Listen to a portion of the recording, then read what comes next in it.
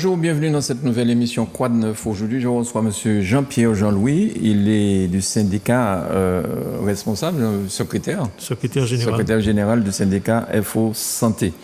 Bonjour M. Jean-Louis, merci d'avoir accepté notre invitation. Bonjour M. Granier, merci de me recevoir chez vous et puis un grand coucou à la population dans toute sa composante. C'est toujours avec plaisir, vos explications sont claires et les gens, ce que nous recevons comme message, c'est dans ce sens-là que ça va. Mais avant de commencer l'entretien, je voulais savoir si vous vouliez dire quelques mots pour M. Alain Descailles, syndicat des chauffeurs de taxi. Tout à fait. M. Descailles aussi, nous avons perdu un médecin, un orthopédiste qui fait de la neurochirurgie aussi, M. Benchik, qu'on a perdu aussi. Et M. Descailles, ce matin, je tiens à apporter toute ma solidarité à sa famille, aux chauffeurs de taxi et aux médecins aussi du CHUM. Mes très sincères condoléances. Alors, pour le médecin, je ne sais pas, mais M. Descailles, lui, il est décédé par rapport au Covid. Du Covid, il se battait contre l'obligation vaccinale, le pass sanitaire à nos côtés. Et il a chopé ce virus-là, on ne sait pas comment, et puis il a atterri chez nous et malheureusement, il n'a pas résisté à cette, si je peux m'exprimer ainsi, à cette saloperie. Alors, il semblerait qu'il y ait d'autres personnes de l'intersyndicale, peut-être qui ont été impactées aussi. On a donné beaucoup de noms. On a parlé de M. Haribo, on a dit beaucoup de choses. J'ai mon secrétaire général adjoint aussi qui est atteint de ça, à qui je lui souhaite un bon rétablissement, Haribo aussi. Et on a deux collègues de la CGTM que j'ai appris ce matin qui sont aussi impactés.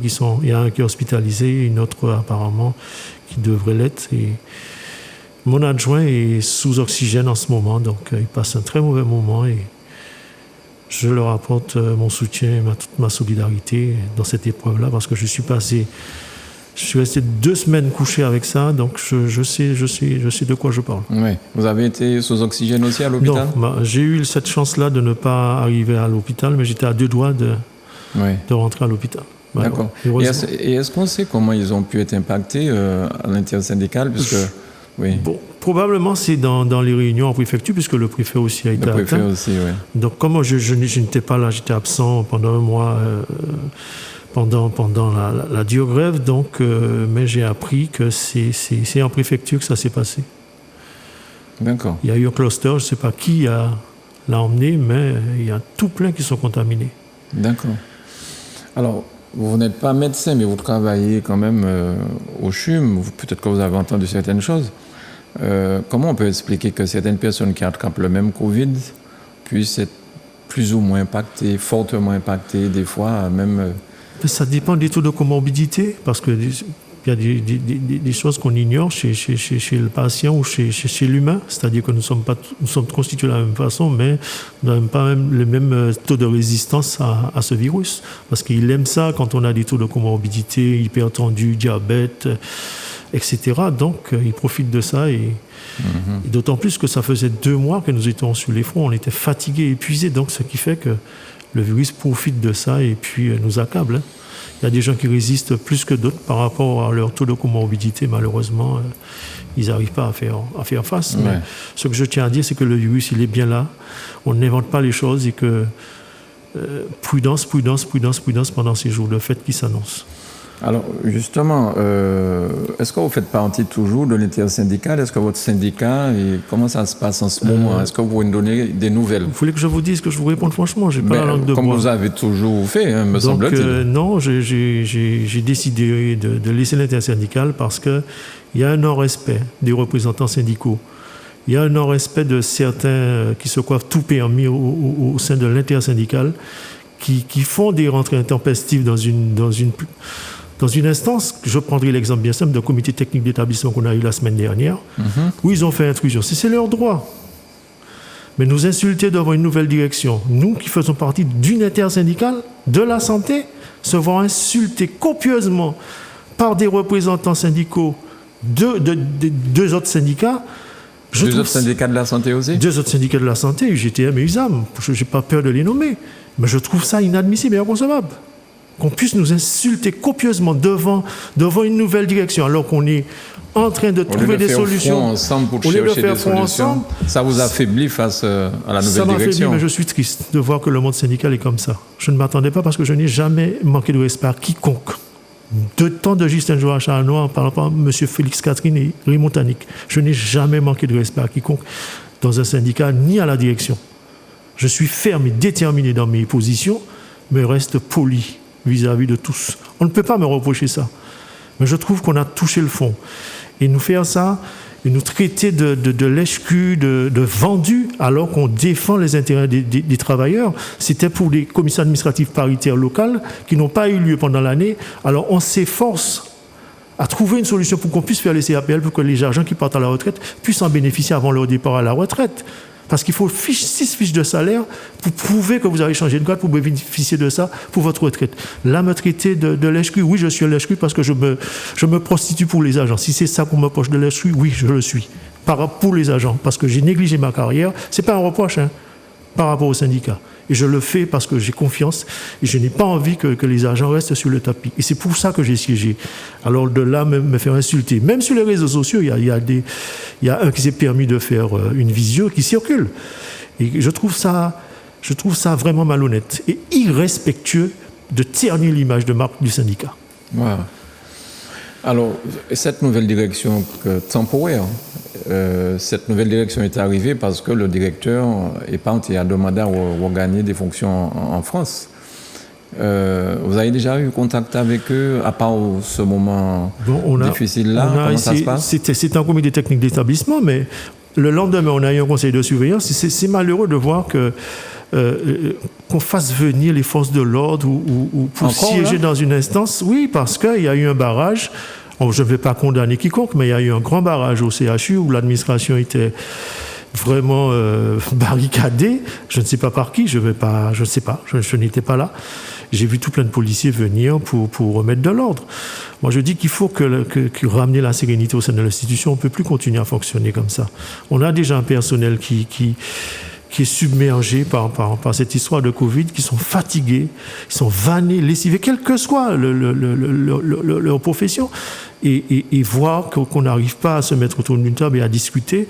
Et le moment était venu. Il y a eu un conseil de surveillance où j'ai pu faire, c'est là que je l'ai rencontré, où j'ai pu faire une proposition au nom de mon organisation syndicale, mais au nom de toute la population hospitalière. Il faut qu'on repousse la date.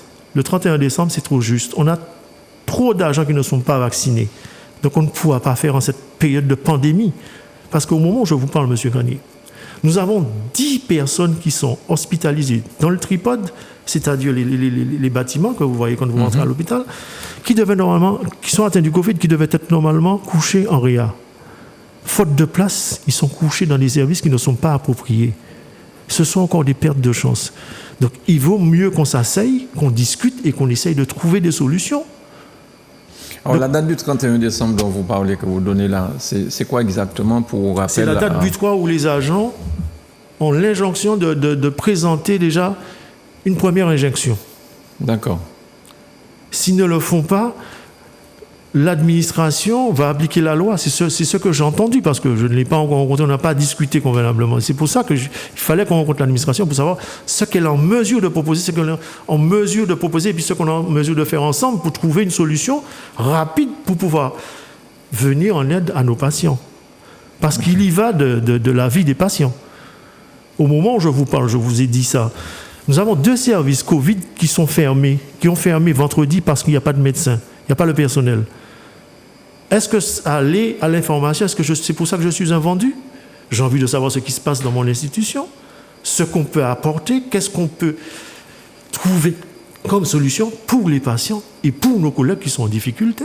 Et pour les Martiniquaises et les Martiniquais. Quand je dis pour nos collègues, c'est pour la population. Tous ceux qui viennent, qui gravitent, qui viennent en Martinique. Oui, bien sûr. Parce qu'il faut un système de santé digne de son nom.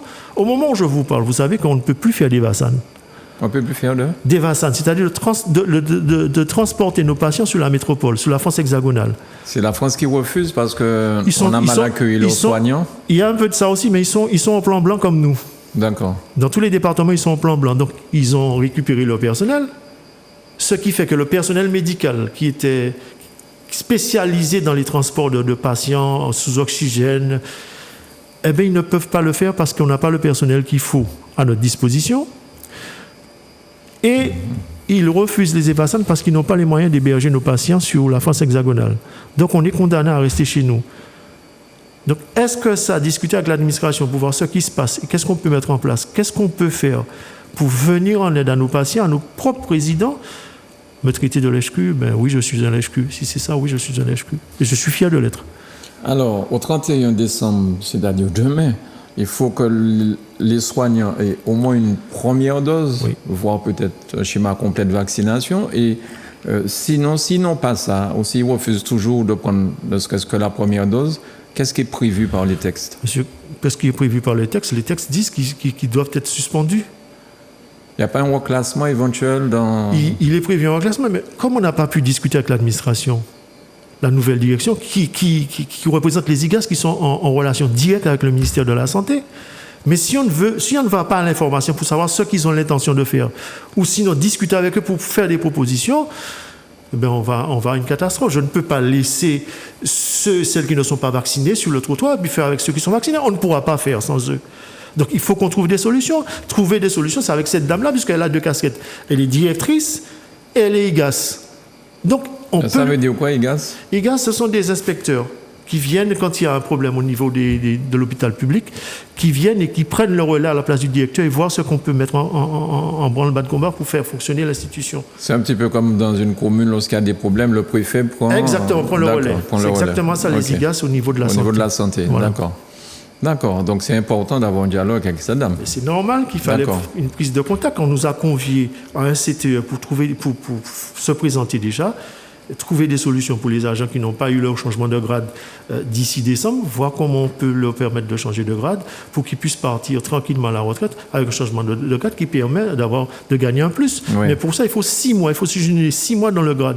Donc c'est pour ça que nous nous sommes rendus CDMT, CGTM et FO à l'invitation du comité technique d'établissement. Est-ce que participer à une instance, c'est qu'on est à l'HQ? Je ne sais pas. Alors, si jamais ça ne fonctionne pas,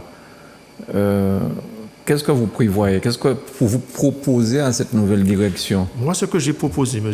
Gagné, au conseil de surveillance, puisque c'est l'instance décisionnelle, j'ai proposé à cette instance, puisqu'on était en relation avec la CTM en visio aussi. D'accord. Donc, j'ai proposé la chose suivante, qu'on puisse revoir la date. Elle n'est pas appropriée. On a trop d'agents qui ne sont toujours pas vaccinés.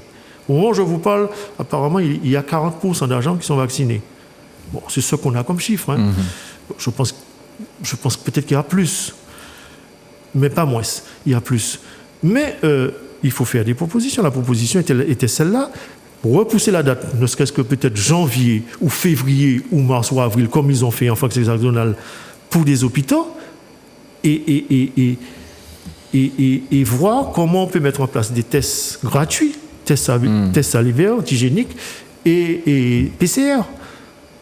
Pour leur permettre de travailler, parce qu'on ne pourra pas faire sans eux, en attendant que les agents se décident, parce que ce n'est pas moi qui vais décider pour les agents s'ils doivent se faire vacciner ou pas vacciner. Bien sûr. On est adulte et on doit être en mesure de faire ce qu'on veut de son corps. Mais moi, je ne vais pas pousser les collègues à se faire vacciner s'ils n'ont pas envie de se faire vacciner.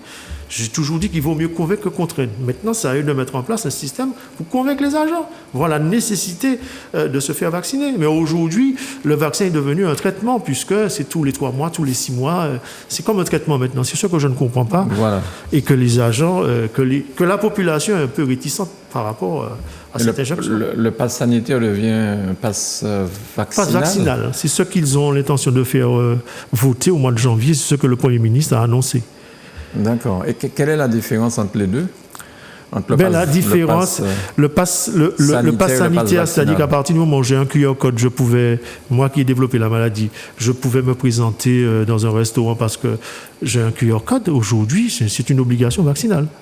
D'accord. Si je n'ai pas l'injection, je ne peux pas rentrer. Malgré le fait que vous avez eu le Covid et que vous ne pouvez pas être impacté. Ouais. Donc transmettre. Transmettre, mais il faut se faire vacciner. D'accord. Ça devient de plus en plus compliqué parce qu'en plus, on parle maintenant des enfants de 5 à partir de 5 ans. C'est très compliqué, très compliqué. Et je sais pas comment on va s'en sortir, mais il va falloir qu'on trouve une solution. Moi, c'est ce que je ne comprends pas, comment on puisse voter ça, comment nos députés ont pu voter une telle loi.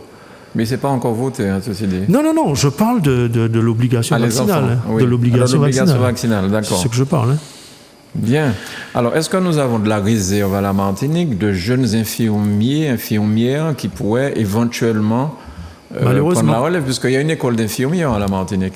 Oui, mais c'est 3 années. Et vous savez, maintenant, c'est master, hein, licence master, doctorat, c'est-à-dire que c'est la première année d'études de médecine. Hein. Donc, c'est compliqué. Donc, c'est sur 3 ans. Il faut vraiment compter sur l'extérieur. C'est sur 3 ans. Ouais. Sur l'extérieur, c'est pas possible, parce que sur 65 personnes qui devaient venir, paramédicales, hein, il n'y a que 23 qui seront présents, qui peuvent être présents parce qu'ils ont décidé de les garder sur la métropole, parce qu'en fonction hexagonale, ils en ont besoin. Et est-ce qu'on peut demander de l'aide à Cuba ou La décision, c'est pas moi qui la prends, ou j'aurais bien aimé, mais c'est la CTM, et puis il faut avoir la décision à 8000 km. Les décisions se prennent pour la Martinique à 8000 km. Hein. Ouais. Malheureusement.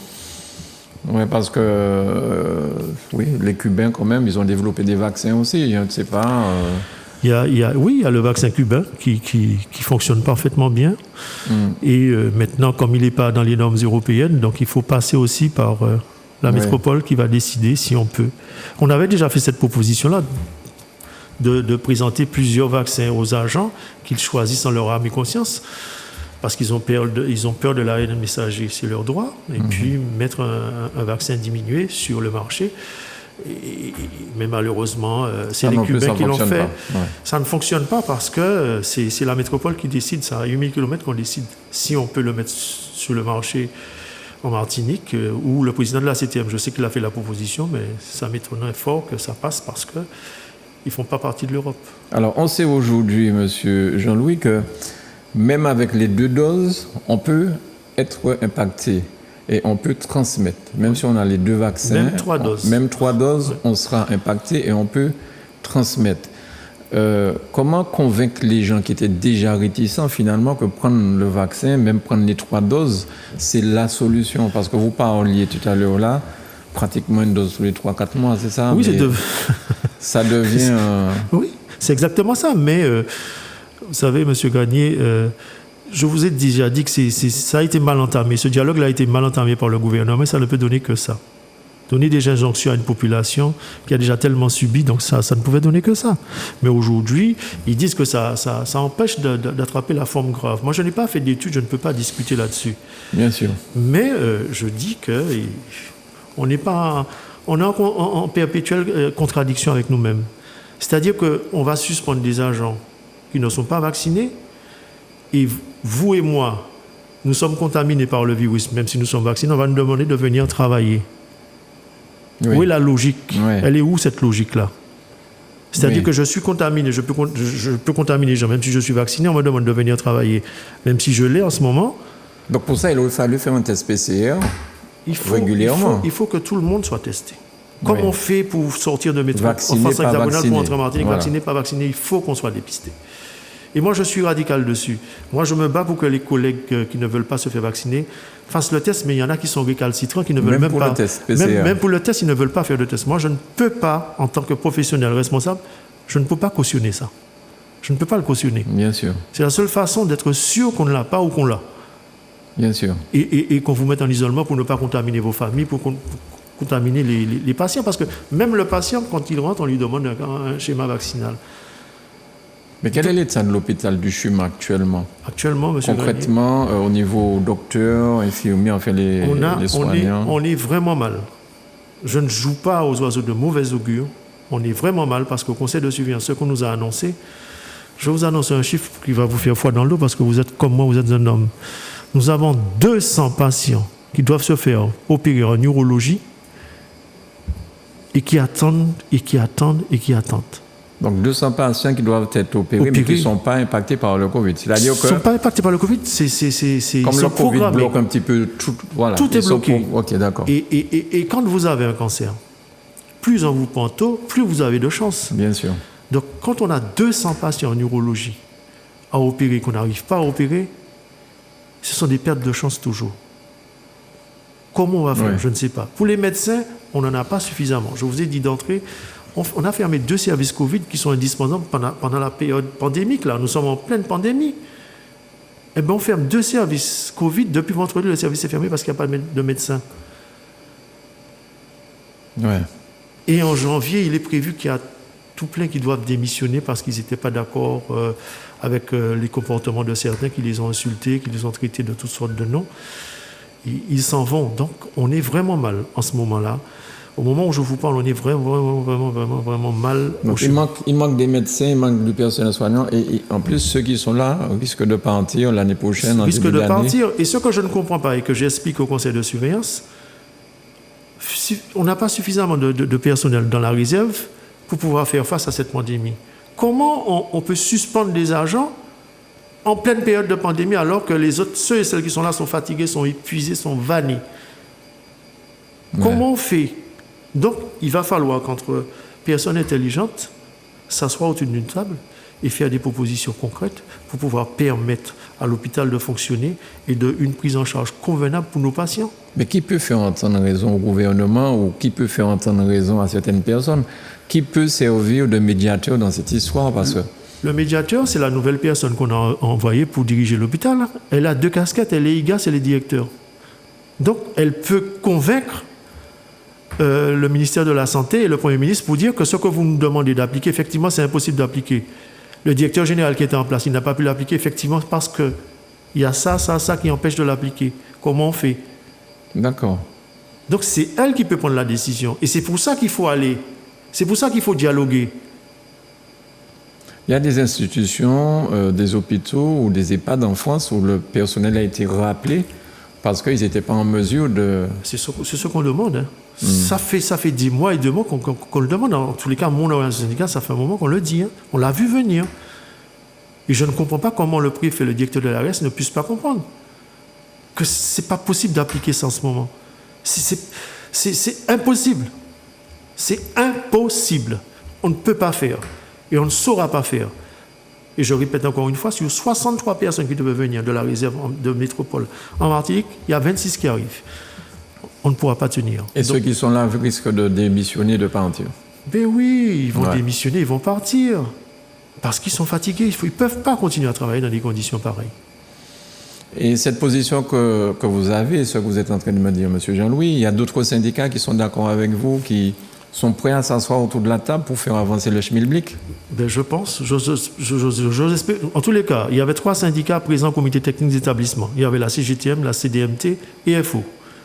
Mais malheureusement, on n'a pas pu aller jusqu'au bout. On n'a même pas fait une demi-heure de réunion quand on a été envahi et insulté copieusement par nos propres camarades de la santé. Et ça, je ne le comprends pas. Et ça, je ne fais pas d'ingérence, je ne veux pas qu'on vienne faire de l'ingérence chez moi. On est un intersyndical, on doit se respecter. On ne peut pas être un intersyndical et se déchirer devant... Et je dis que c'est honteux devant une nouvelle direction qui voit que des Martiniquais sont en train de se déchirer entre eux. Et pourquoi? Mais pour la bonne cause, c'était pour les agents, c'était pas pour moi. Hein. C'était pas pour les beaux yeux de la dame non plus. Hein. C'était pour les agents. Oui, je comprends. En tout cas, pour cette période de Noël qui arrive... C'est un petit peu triste tout ça pour la Martinique. Déjà qu'on est en période de couvre-feu, donc là, le préfet a levé le couvre-feu pour la nuit de Noël, je crois. Je crois que le préfet, il devait réfléchir à 2 fois. C'est soit on est confiné ou on n'est pas confiné. On ne peut pas prendre autant de risques. Déjà, mais on circule des fois. On voit tout plein de personnes qui ne respectent pas le couvre-feu, qui se rencontrent soit devant les stations-service, soit devant les stations d'essence, un peu partout. Permettre un 24 décembre de ne pas être confiné en pleine période de pandémie, je trouve que c'est insensé. C'est insensé. Je ne dis pas de nous enfermer tous. Hein. Je dis qu'il y a quand même des choses à respecter. Et ça, je pense que le préfet a mal calculé son coût. Et au niveau de la CTM, vous avez des informations sur ce qui se prépare? Pas plus que ça, non. Non, ni dans les ateliers, parce que moi, si j'étais là, je n'aurais pas non plus siégé en atelier, parce que j'aurais refusé, parce que je ne peux pas aller devant un préfet, devant un directeur d'ARS qui a refusé de recevoir l'intersyndical pour la mise en place de l'obligation vaccinale et du pass sanitaire. Je ne l'aurais pas fait. Je ne l'aurais pas fait, mais par respect pour l'intersyndical, pour ne pas montrer qu'il y avait une distension. J'ai dit à mon adjoint d'y aller parce que ça n'allait pas, ça allait être mal compris par la population hospitalière. Mais je ne peux pas être en contradiction avec moi-même. Et est-ce qu'il y a une prochaine réunion en vue pour essayer de réparer les dégâts, entre guillemets. Non, parce qu'ils ont déjà pondu un document que j'ai vu, qui circule dans les mairies. L'administration. La préfecture et l'ARS, comme quoi, bon, ben, les ateliers, c'est clos, quoi. Voilà ce qui a été pris comme décision, alors qu'ils n'ont eu que 2 ateliers au niveau de la santé. Il n'y a rien de concret qui est sorti. Donc je trouve que c'est exagéré. C'est vraiment se moquer du monde syndical. Ok. Alors, pour terminer, qu'est-ce que vous pouvez dire à la population martiniquaise qui nous regarde? La population martiniquaise, je demande à nos compatriotes de prendre leurs responsabilités, de ne pas faire du n'importe quoi parce que le virus, il est là. Il est bien présent. Respectez la distanciation, respectez les gestes barrières, protégez-vous et protégeons-nous. Parce que le virus, il est bien là, ce n'est pas un fake news, on n'invente pas. C'est un professionnel de la santé qui vous parle et qui est là à l'hôpital et qui le vit au quotidien. Donc, protégeons-nous, faisons en sorte que nous puissions passer de bonnes fêtes de Noël et trouver une bonne et heureuse année 2022. Souhaiter une bonne et heureuse année à tout le monde et puis un joyeux Noël. Dans des conditions difficiles, soyons solidaires et que la sérénité puisse revenir dans notre pays et au sein de notre institution, le CHUM, et dans les différents hôpitaux publics et privés. Monsieur Jean-Louis, merci beaucoup. Monsieur Jean-Pierre Jean-Louis, vous êtes le secrétaire général du syndicat FO Santé. Merci à vous, monsieur Gagné. À très bientôt à vous. Merci de nous avoir suivis. Merci à Manuela pour la réalisation. À bientôt.